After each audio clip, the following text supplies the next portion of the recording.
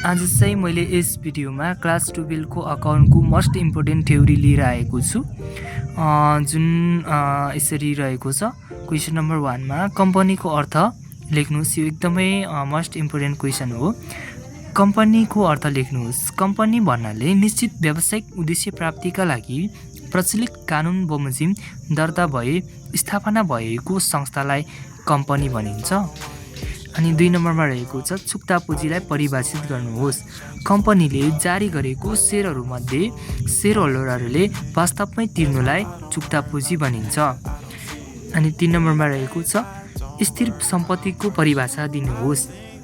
स्थिर सम्पत्ति भन्नाले 1 वर्षभन्दा जीवनकाल भएको सम्पत्तिलाई स्थिर सम्पत्ति भनिन्छ। अनि 4 नम्बरमा रहेको छ लागत लेखाको कुनै 2 वटा सीमाहरू उल्लेख गर्नुहोस्। कमा रहेको छ बढी खर्चिलो प्रणाली हो, अनि खमा वित्तीय शीर्षकको व्यवस्था। अनि यता रहेको छ यो चाहिँ एकदमै मोस्ट इम्पोर्टेन्ट क्वेसन हो, थ्योरी हो अकाउन्टको। अप्रत्यक्ष खर्चको विनियोजनको परिभाषा दिनुहोस्। कुनै पनि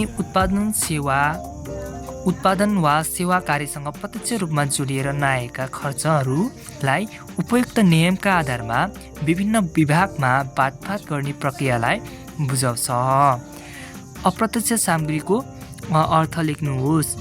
उत्पादन प्रक्रियामा प्रत्यक्ष रूपमा नरहेको तर उत्पादन वस्तुको तयारीमा सहयोगी सामग्रीको रूपमा रहेको सामग्रीलाई अप्रत्यक्ष सामग्री भनिन्छ। बिनकाजलाई परिभाषित गर्नुहोस्। भण्डारणमा रहेको सामग्रीहरूको परिमाणात्मक अभिलेखहरूको जानकारी दिने कागजातलाई बिनकाज भनिन्छ।